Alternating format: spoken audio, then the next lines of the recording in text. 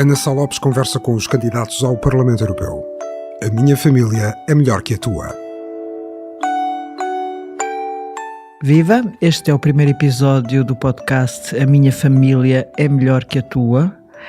E a nossa convidada, a primeira convidada, é a Ana Miguel Pedro, número 3 da lista da AD, às eleições europeias. Eu ia começar... A Ana Miguel Pedro é do CDS. E eu queria começar a dizer, Ana Miguel Pedro, explique-nos, conte-nos a sua história.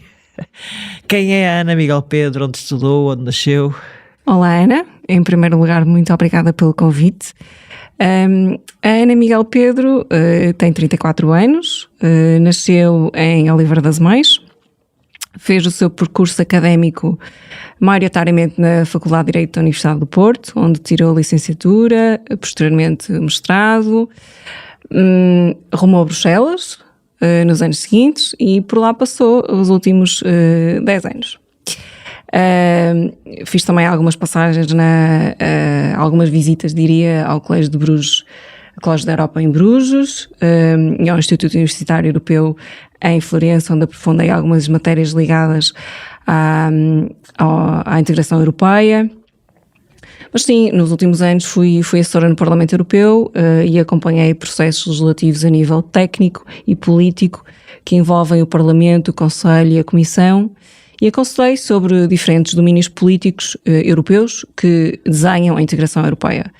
Foram anos muito desafiantes e enriquecedores e aprendi essencialmente que o Parlamento Europeu é a casa, o espaço de compromisso, onde vários grupos políticos compostos por diferentes realidades político-partidárias lutam por um objetivo comum, uma União Europeia que responde aos desafios que enfrentamos diariamente. Esse compromisso não está agora a se tornar mais difícil, tendo em conta a subida que se espera, que já tem sido notada nos últimos atos eleitorais da extrema-direita, que está agrupada em duas famílias, pode haver uma terceira, não sabemos? Sim, certamente que sim. Estas são também umas eleições europeias que chamam à responsabilidade aqueles que estão num determinado campo da história.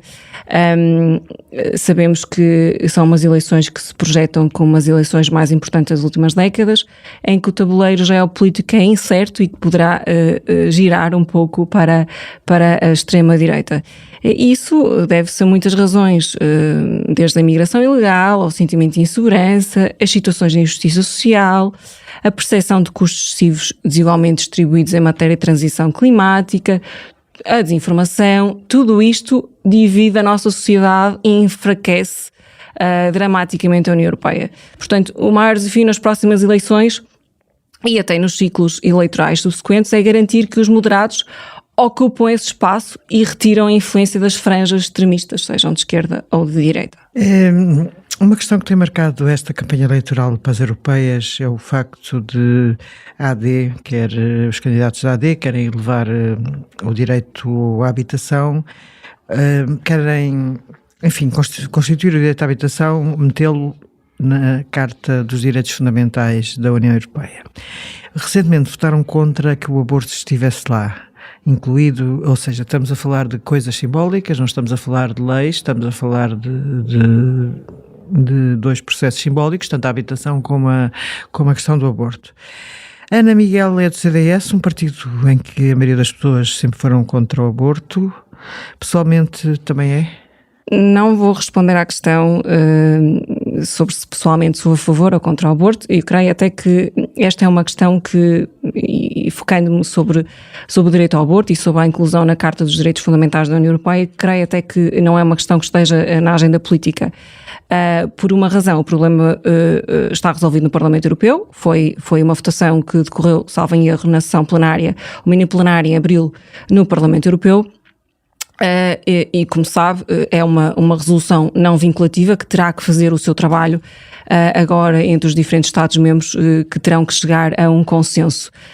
Existem diferentes enquadramentos jurídico-constitucionais em diferentes países que muitas vezes implicam a realização de alterações a tratados e até de referendos. Contrariamente ao direito à habitação, o direito à habitação é um direito constitucionalmente está consagrada em quase todos os Estados-membros e há um sentimento generalizado de que este é um problema europeu, porque sabemos, obviamente, que a habitação é uma área de competência nacional, mas também sabemos que a Europa atravessa uma crise de habitação em que milhares de pessoas têm dificuldade em aceder a uma casa digna. Portanto, este já não é um problema que esteja confinado aos grupos mais vulneráveis, mas inclui muitas famílias de classe média que não conseguem... Isso era o discurso do antigo primeiro-ministro António Costa, que até chegou a mandar uma carta à Comissão Europeia. Mas o António Costa queria resolver o problema pedindo dinheiro à Europa. Nós queremos soluções... Sim, que conciliam o mercado, o Estado, responsabilidades nacionais e a Europa. Nós sabemos que o Parlamento não é competente para rever a Carta dos Direitos Fundamentais da União Europeia, que apenas tem competência para aprovar resoluções não vinculativas que promovam ou que discutam a integração ou a inclusão de novos direitos. Mas nós queremos estimular o debate e acreditamos que o Parlamento Europeu pode ser um catalisador para esta mudança, seja na mobilização de recursos, como fundos estruturais e de investimento, seja pelo apoio de projetos de habitação acessível. Portanto, propomos esta inclusão, respeitando os procedimentos legais e também os princípios de subsidiariedade, moldando assim o panorama de habitação na União Europeia. Deixe-me só ir outra vez ao aborto e já vamos à habitação, desculpe lá. Eu percebo que não queira dizer a sua posição pessoal, aliás todos nós temos direito de falar ou estar calados em qualquer pergunta, mas eu tenho a sensação que se reabriu agora uma discussão que tem mais ou menos 15 anos, se eu estou a fazer bem as contas. O seu companheiro de partido, Paulo Núncio, agora líder parlamentar do CDS neste momento, defendeu mesmo que se deveria trabalhar para reverter, ou através de um referendo, naturalmente, a lei do aborto. Está de acordo com esta situação? Porque eu sei que Luís Montenegro veio pôr um ponto final a este assunto, portanto, mas agora tenho uma mulher do CDS à minha frente, tenho que lhe perguntar isto. Bom, a posição do CDS nesta matéria é conhecida e eu creio que as declarações do Dr. Paulo Núncio neste sentido foi que qualquer alteração só poderia ser feita, portanto a alteração status quo só podia ser feita através de um referendo. E nós acreditamos que esta discussão está encerrada tanto no plano nacional, onde acreditamos que não haverá mudanças nesta matéria e também no plano europeu, porque, como lhe disse, agora a questão está em cima da mesa para discussão entre os diferentes Estados-membros. Ok. No debate RTP, que à hora que gravamos aconteceu de véspera, Certo. Na véspera, Sebastião Bugalho disse que a vinda de Zelensky a Portugal era um dia de festa. A candidata do PS, cabeça de lista, Marta Temido, disse-lhe que era dizer que era festa receber um dirigente de um país em guerra, que era um sinal de imaturidade. Sebastião, revê-se primeiro que lhe perguntasse se revê na expressão do dia de festa ou se acha mais feliz ou menos infeliz, e se acha que o PS devia mesmo pedir desculpas como pediu o seu cabeça de lista. Eu acho que, honestamente, é uma não questão. O que o nosso cabeça de lista, Sebastião, quis dizer foi que, com essa expressão, foi que defende a liberdade e a democracia, contrapondo à ditadura e à opressão de um país que invadiu ilegalmente e de forma injustificada outro, no caso a Ucrânia. E o que nós queremos sublinhar é que a Ucrânia está em luta pela liberdade de toda a Europa, que esta é uma guerra que ninguém queria, mas pela qual a União Europeia se uniu e pela qual joga o seu futuro. Portanto, aqui o enfoque deve ser no facto e a celebração deve ser no facto que a União Europeia continua firme na defesa dos seus valores da paz, democracia e liberdade. E por isso mesmo celebramos a vinda do Presidente Zelensky a Portugal. Exatamente na questão do apoio à Ucrânia, que o Governo agora assinou, que já o Governo anterior já tinha feito, o Tratado de Apoio e o Tratado Bilateral. Ouvindo o Presidente da França, Presidente Macron, Acha que corremos o risco de estar numa escalada, ou seja, enviar cidadãos europeus para a frente de guerra, tipo botas no chão? É uma expressão, uma anglicização de uma expressão, uma portuguesização de uma expressão inglesa, aliás, um anglicismo, botas no chão. É que quem ouve Macron diz que sim, quem ouve Joseph Borrell também fica um bocadinho a achar isso. Isto não pode acabar numa confrontação nuclear? Bem, eu vou, se calhar, cingir-me às declarações do Ministro dos Negócios Estrangeiros ontem, Dr. Paulo Rangel, em que toda esta tensão, nomeadamente até a possibilidade de uso de armas ocidentais contra a Rússia, diria que essa é uma posição a decidir oportunamente pelo governo português. Pode ainda existir negociação e discussão no âmbito da NATO e da União Europeia. Mas também queria aqui sublinhar a posição a título pessoal do CDS, do atual Ministro da Defesa, Nuno Melo, a posição que sublinhou, que está em linha, aliás, com a posição do Secretário-Geral da NATO, da Alemanha e da França, em que afirma que Kiev deveria poder atingir alvos russos com armas ocidentais e ações defensivas. E também sublinhar que isto já foi defendido pelo Presidente da França, Emmanuel Macron, em que Joseph Borrell, se dissermos que não tem o direito de chegar ao ponto a partir do qual os mísseis são disparados, estamos de facto a dizer-lhes que vos fornecemos armas, mas que não se podem defender. Portanto, acompanho a posição de prudência do atual Ministro do Estado dos Negócios Estrangeiros para evitar, obviamente, uma escalada do conflito. Portanto, por si, neste momento, é prematuro estar a discutir. Deixe-me só fazer aqui uma ponta à mesa. Botas encardadas no chão de portugueses, acha que isso é prematuro discutir? Neste momento, sim, é prematuro discutir. O país deve assumir uma posição mais prudente para evitar uma escalada do conflito. Certo. Relativamente às armas ocidentais poderem atingir alvos russos, que até agora não podia ser, como defende o Secretário-Geral da NATO e o Ministro dos Negócios Estrangeiros da Europa, que tem outro nome de alto representante. O Governo continua também afirma que não tem uma posição fechada sobre o assunto, mas admite que pode ainda existir discussão no âmbito da NATO e da União Europeia. Mas disse-me que o seu presidente do CDS, por exemplo, a título pessoal, já defendeu qual é a posição em que mais se revê? É numa posição de prudência ou numa posição de como os outros países que citou, a Alemanha? Obviamente que me revejo numa posição de prudência, mas a discussão está em aberto no seio da União Europeia e da NATO e parece-me evidente que não devemos fechar essa possibilidade.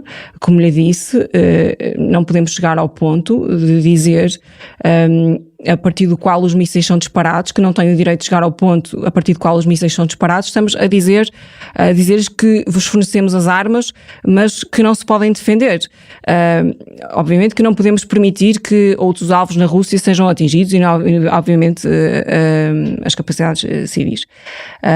Mas essa não é uma posição fechada e sublinho novamente a posição do Ministro dos Negócios Estrangeiros, do Dr. Paulo Rangel. Certíssimo. A questão do plano Ruanda, ou seja, o plano Ruanda da Europa até, no fundo, é uma maneira fácil de dizer que o plano Ruanda que o governo conservador de Rishi Sunak tinha agora do Reino Unido, que ia agora avançar com esse plano, mas entretanto marcou eleições, não sabemos, e vão ganhar os trabalhistas são contra, acho difícil isso, mas a verdade é que o manifesto do PPE defende que os requerentes de asilo que cheguem à Europa possam ser enviados para países terceiros fora da União Europeia, onde venham a pedir asilo a partir de lá. O que é que os portugueses... Esta é uma o Sebastião Bugalho já disse que era contra esta medida. Isto é uma política de imigração no grupo Família Política que se vai integrar bastante dura. Olha, sobre esse tema eu responderia da seguinte forma. Nós precisamos de trabalhar com países terceiros para gerir a migração, A minha resposta é definitivamente sim, já estamos a fazer isso e achamos que é preciso ainda fazer mais, porque ninguém pode gerir a migração sozinho. Portanto, precisamos de trabalhar com os países terceiros ao longo das rotas e de combater os traficantes de migrantes. Devemos mandar as pessoas embora que estão no território da União Europeia solicitando asilo para um país terceiro? A minha resposta é não, nós estamos abertos a isso no Pacto. E tal movimento não seria possível na União Europeia porque não está de acordo com o quadro legislativo atual, nem com as reformas que foram submetidas à votação. E sublinho o que o meu cabeça de lista já afirmou, que a paternidade da política ruanda é infelizmente socialista. Queria também afirmar o seguinte, que no manifesto do PPE, o qual esta candidatura não acompanha no que refere à política ruanda, que o próprio manifesto também afirma que os critérios para um país seguro estariam em conformidade com as obrigações da Convenção de Genebra sobre Refugiados e sobre a Convenção Europeia dos Direitos Humanos. Sim. Sim, mas apesar de tudo, o próprio tribunal considerou que a política ruanda que o governo conservador queria implantar, que ia contra os direitos humanos. Ou seja, não foi uma política, já não estou a falar que politicamente divisiva, mas incluindo com a parte da justiça. Que o Tribunal Europeu dos Direitos Humanos, exatamente, considerou a política de Ruanda enfim, atentatória dos direitos humanos. E apesar de o país seguro, quer dizer, o que é o país seguro? Como lhe disse, nós não acompanhamos nesse ponto o manifesto do PPE e rejeitamos a política ruanda neste momento. Ana Miguel Pedro, uma coisa, nós sabemos que a Europa e a Ana trabalha no centro das operações há muitos anos e que isto é tudo, e Portugal, o peso de Portugal é um peso, nós não somos a França ou a Espanha ou a Alemanha, não temos o peso político da França ou da Alemanha. Como é que os eleitos da AD podem lutar contra esta política ruanda? No seio da sua família política, que sabemos que as famílias políticas, umas são melhores que outras no sentido de perante cada candidato, mas entre si têm bastantes diferenças. O PPE tem bastantes diferenças sobre esta questão, mas como é que os eleitos da AD, ou como é que os candidatos da AD, como a Ana, certo.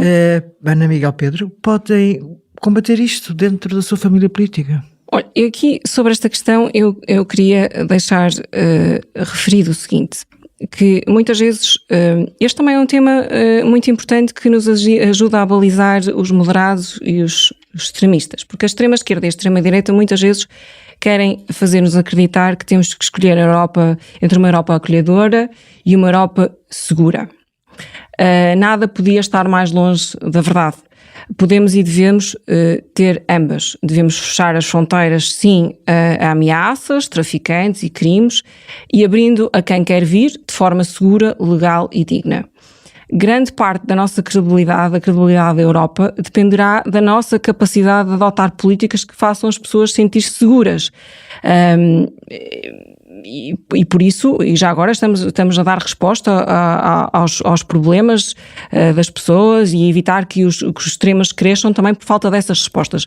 Para nós, o asilo e imigração não é uma questão de medo ou ideologia, é uma questão de solidariedade e segurança, porque não pode existir uma sem a outra. Certo. Neste momento que vivemos, será possível eleger os 3 principais problemas europeus, além da guerra da Ucrânia, que obviamente que está no pensamento de todos os europeus, porque é um país que ainda não está na União Europeia, mas que está às portas da Europa. Temos a habitação, falou da habitação, temos a migração. A minha dúvida, eu ainda não entendi muito bem, já ouvi várias vezes o candidato da AD número 1 a falar da política de imigração. Ele diz basicamente qual é a política na realidade de imigração que defendem? O espaço Schengen já tem regras, evidentemente que já tem regras. temos que fechar mais. Acho que ouvi Sebastião Bugalho dizer que queria que mais imigração legal para combater a ilegal. Eu definiria num parágrafo: acolher aqueles que precisam de proteção, rigoroso com quem não é elegível e implacável com os traficantes de seres humanos.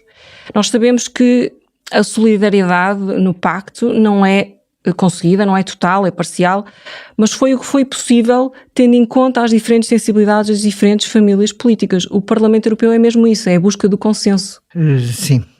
Portanto, isto não tenho acompanhado agora o que é que os outros candidatos pensam do que vão integrar a família do PPE, mas parece-me que Ana Miguel Pedro, Sebastião Bugalho e são bastante minoritários relativamente a esta política. Eu não diria minoritários, eu diria que somos realistas, no sentido que o Parlamento é isso mesmo, é a busca do consenso. As migrações são dos temas que mais suscitam divisões no debate político europeu e terá sido até dos instrumentos mais difícil de negociação durante esta legislatura, que só estará em vigor, como sabe, a partir de 2026. Não acha que o pacto já está morto? Porque na realidade houve aquele abaixo-assinado logo a seguir, de uma quantidade de países, incluindo a Dinamarca, a dizer que se queriam desvincular do pacto. Estamos a falar de, se não me engano, eram 7 países a assinar. Isto está numa situação de quase como se a Europa, que acabou de assinar um pacto em que não é metade, obviamente, mas uma grande parte de países não se querem rever, não querem aceitar e querem endurecer. A Europa não corre o risco de se esfrangalhar nesta questão. Obviamente já está esfrangalhada em outras, porque podemos ver o governo da Hungria, que chegou a ser do PPE e depois acabou por sair e que acabou por depois de várias tentativas de expulsão e de várias discussões sobre isso, e o governo húngaro ultrapassa muitas barreiras, como sabemos, e não é o único. Está otimista, trabalhou no Parlamento Europeu estes anos todos, 12 anos, conhece a casa por dentro.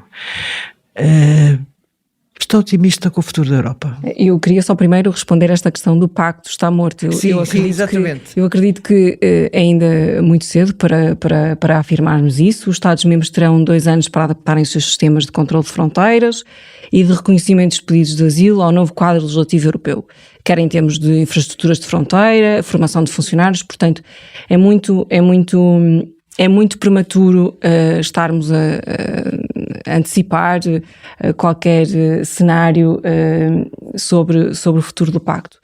Não creio, eu creio que, agora respondendo ao futuro da... O futuro da Europa, do seu otimismo ou pessimismo? Sim, eu sou muito otimista. Eu creio sim que a Europa 2024 é muito diferente da Europa de 2019. Nós nunca teríamos conseguido prever tanto do quanto conseguimos alcançar, mas também quantas crises e desafios tivemos que superar e gerir.